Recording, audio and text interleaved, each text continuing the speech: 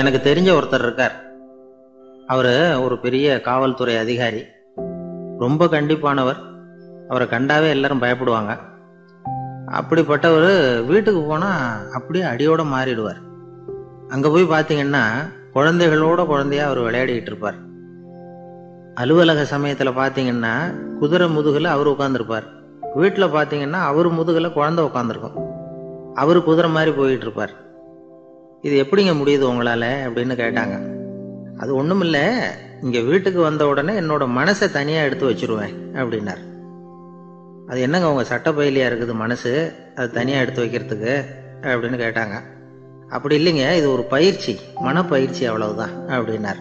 இப்படி சமயம் பார்த்து மனசை தனியா வச்சுவிட தெரிஞ்சவங்க வாழ்க்கையில எப்பவும் உற்சாகமா இருப்பாங்க அப்படிங்கிறது பெரியவங்க கருத்து.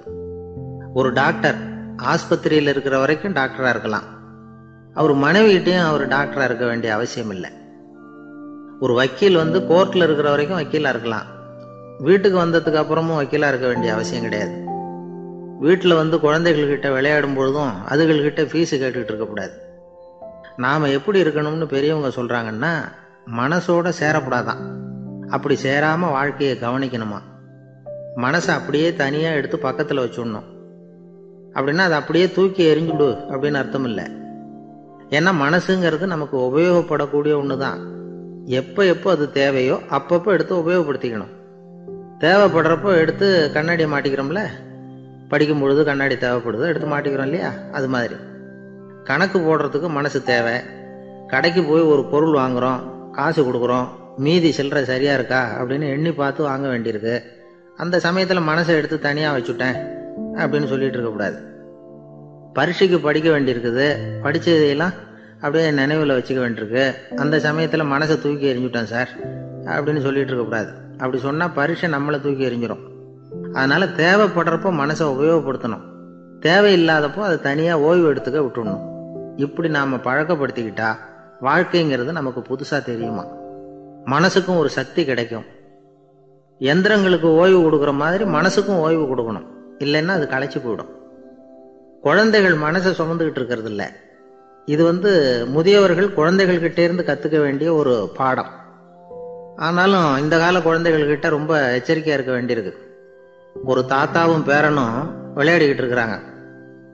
தாத்தா, எனக்கு சைக்கிள் ஓட்ட கத்து கொடு அப்படிங்கிறான் பேரன். சைக்கிள் உயரம் கூட இல்லை, அதுக்குள்ள சைக்கிள் ஓட்டணுமா அப்படின்னார் தாத்தா. ஏன் தாத்தா, ரயில் ஓட்டுறாரே, அவர் என்ன ரயில் நீளமா இருக்கார் அப்படின்னு கேட்டானா அந்த பையன்.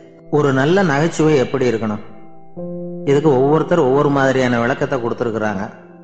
ஆனா கலைவாணர் NS கிருஷ்ணன் கொடுக்குற விளக்கம் என்ன தெரியுமா? நகைச்சுவைங்கிறது அடுத்தவங்களுக்கு துன்பம் கொடுக்காம இருக்கணும், அடுத்தவங்க மனசை புண்படுத்தக்கூடாது, அதுதான் சிறந்த நகைச்சுவை அப்படிங்கிறார். அதுக்கு அவர் உதாரணமும் கொடுக்குறார். ஒரு ஏரி ஓரமா 2 பசங்க நடந்து போயிட்டு இருக்கிறாங்க. அதுல ஒருத்தன் பணக்கார வீட்டு பையன், இன்னொருத்தன் ஏழை. இவங்க 2 பேரும் போயிட்டு இருக்கிறாங்க. வழியில ஒரு இடத்துல ஒரு ஜோடி செருப்பு இவங்க கண்ணில் படுது. ஒரு விவசாயி அந்த செருப்பை அங்க விட்டுட்டு பக்கத்துல இருந்த ஏரியில கை காலை கழுவிட்டு இருக்கிறார். உடனே அந்த பணக்கார பையனுக்கு ஒரு ஐடியா. அவன் சொன்னானா, டேய், இப்போ ஒரு வேடிக்கை செய்யலாம், அந்த செருப்பு 2ஐயும் தூக்கி எட்டத்துல வீசி எரிஞ்சிருவோம். அந்த ஆள் பார்த்துட்டு செருப்பை தேடி அல்லாடுவான், அங்கேயும் இங்கேயும் ஓடுவான், திரு திருன்னு முழிப்பான். அதை பார்த்து நாம் ரசிக்கலாம், நல்ல தமாஷா இருக்கும் அப்படின்னு இருக்கான். இப்படி சொல்லிவிட்டு அந்த செருப்புகளை தூக்கறதுக்கு போனானா. கொஞ்சம் பொறு அப்படின்னானா அந்த ஏழை பையன். ஏன்னு கேட்டிருக்கான் அவன். இப்போ அந்த ஏழை பையன் சொன்னானா, நீ சொல்றது ஒன்றும் வேடிக்கை கிடையாது, உன்னோட செருப்பு தொலைஞ்சா உன் அப்பா உடனே உனக்கு வேற செருப்பு வாங்கி கொடுத்துருவார். ஆனால் அந்த ஆளுக்கு இந்த செருப்பு தொலைஞ்சதுன்னா வேற புதுசாக வாங்கறதுக்கு வாயையும் வயத்தையும் கட்டி பணத்தை சேர்க்க வேண்டியிருக்கும்.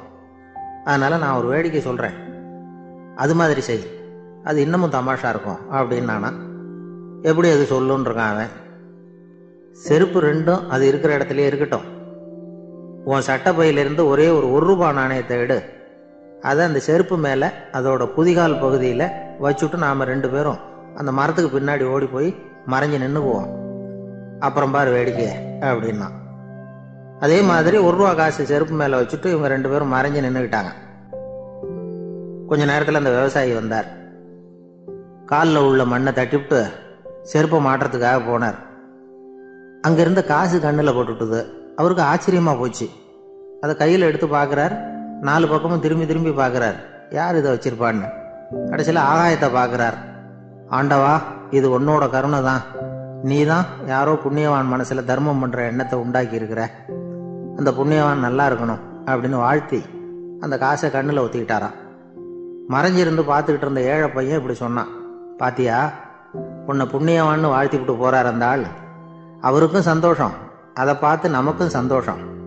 உனக்கு 1 ரூபாங்கிறது ஒரு பெரிய விஷயம் இல்லை, ஆனால் அதனால் நமக்கு கிடைச்சிருக்கிற மகிழ்ச்சி ரொம்ப உயர்வானது அப்படின்னு நானா. வேடிக்கையும் கிண்டலும் இது மாதிரி அடுத்தவங்களுக்கு இடைஞ்சலாம் இல்லாமல் இருக்கணும் அப்படிங்கிறார் கலைவாணர்.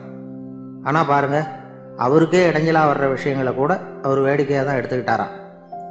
ஒரு தடவை ஒருத்தர் கலைவாணர்கிட்ட வந்து, ஐயா, என் குழந்தை செத்து போச்சு அப்படின்னு சொல்லி அழுதாராம். உடனே இவர் அவருக்கு 100 ரூபா பணத்தை கொடுத்து, இந்தாங்க அடக்கம் செய்யுங்க அப்படின்னு சொல்லி அனுப்பி வச்சாராம். 1 வருஷம் கழிச்சு மறுபடியும் அதே ஆள் வந்திருக்கார். இவர் மறந்துருப்பாருங்கிற நினைப்புல, அண்ணே என் குழந்தை இறந்து போச்சுண்ணே அப்படின்னாராம். இவர் மறுபடியும் 100 ரூபாய் கொடுத்து ஆறுதல் சொல்லி அனுப்பி வச்சாராம். 7-8 மாசம் கழிச்சு மறுபடியும் அதே ஆள் வந்திருக்கார். அவர் வாயை திறக்கிறதுக்கு முன்னாடியே இவர் 100 ரூபாய் அவர் கையில வச்சு, போன 2 தடவை தான் குழந்தை செத்து போச்சு, இந்த தடவையாவது அதை சாகாம காப்பாத்தி விடு அப்படின்னு சொல்லி அனுப்பி வச்சாராம். அதுக்கப்புறம் அந்த ஆள் வர்றதே இல்லையா.